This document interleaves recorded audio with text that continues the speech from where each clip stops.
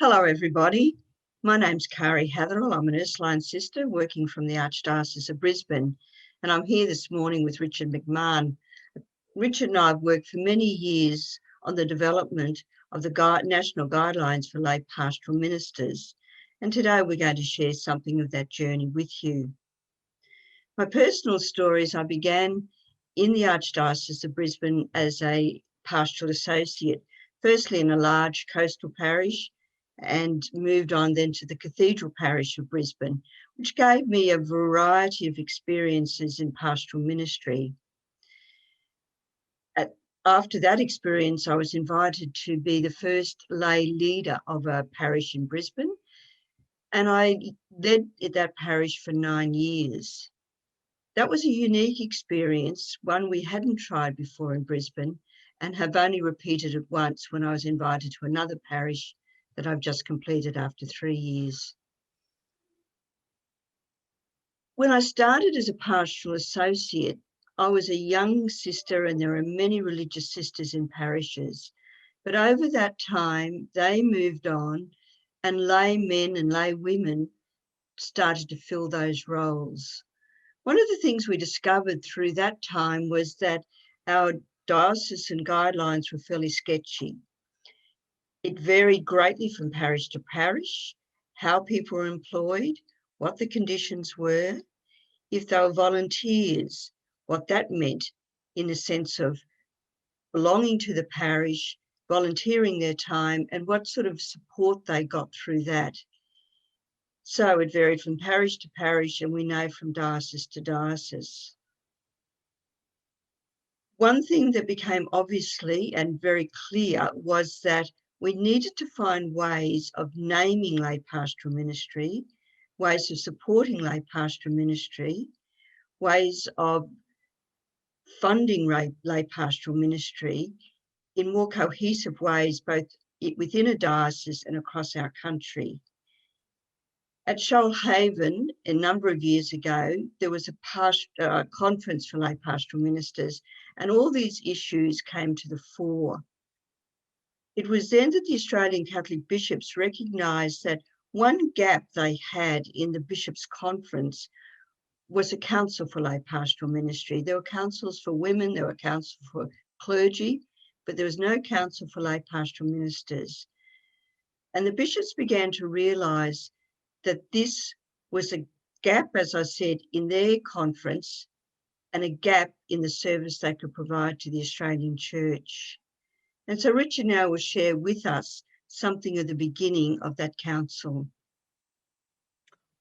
Thanks, Kari. Good morning, everyone. So again, a little bit about my own background. I was also a pastoral associate for a number of years, and as well around Sydney Archdiocese. The sort of issues that Kari has shared, I also was experiencing. My first role, the parish priest, had never had a pastoral associate, and he looked at me and I looked at him. I'd never been a pastoral associate. We were trying to work out what on earth we were doing.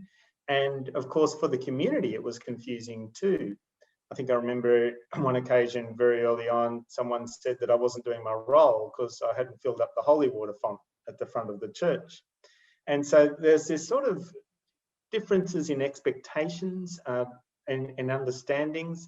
And you can imagine the stress that could potentially cause. Fortunately, we had a very good partnership that we fostered, but it was a challenge, I know, for some of the other pastoral associates then I gradually came across, because everyone seemed to be doing something quite different in their roles. There wasn't any consistent professional development, at least in Sydney. We knew that there was good things happening down in Melbourne Archdiocese at the time that I'd heard about.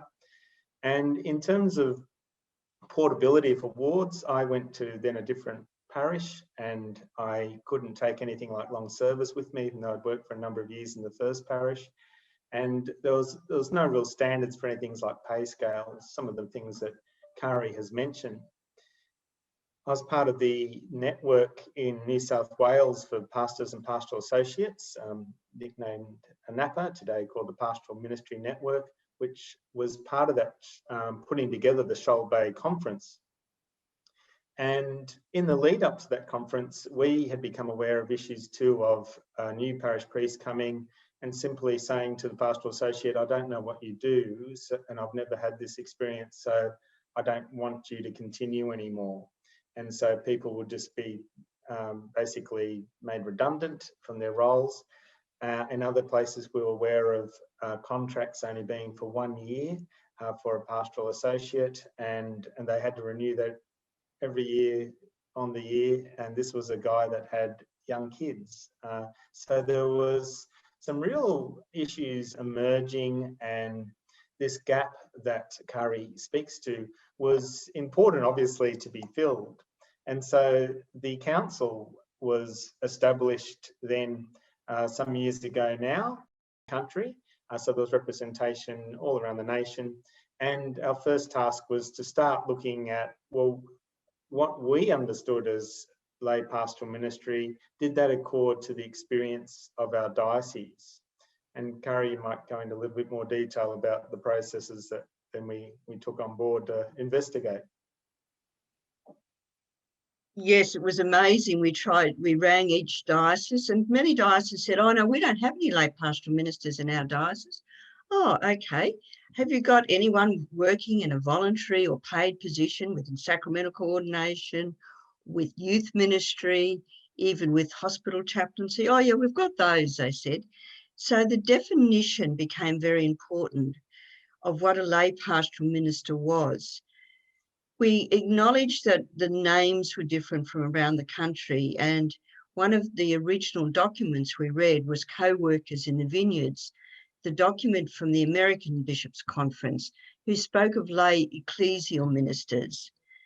But after many months of negotiating, we decided that the bishops had formed a council. It was called the Australian Catholic Council for Lay Pastoral Ministers. So we decided that lay pastoral ministers needed to be the generic term we used for non-ordained people within parishes. We also began to look at the variety of roles, and again recognising both paid and voluntary, and how that was important in people's rights and responsibilities within this ministry. We began to look more closely at what formation was available for people. Were people having to pay to do a Bachelor of Theology, for example, or was there some funding provided for people? Was there some good in-service around self-care, understanding of ministry, understanding of the way we relate? What was it like when people were in conflict with their pastor, or in conflict with their pastoral council or the parish community? So we spent a couple of years really exploring a lot of these issues, and it became clearer and clearer to us that it would be great if the Catholic Bishops of Australia would put out a statement clarifying some of the issues we speak of.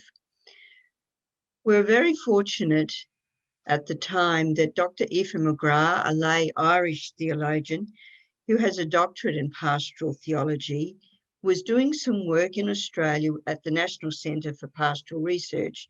Many of you would know it as a Pastoral Research Office. And Aoife agreed, and the bishops agreed, to fund her writing of this document.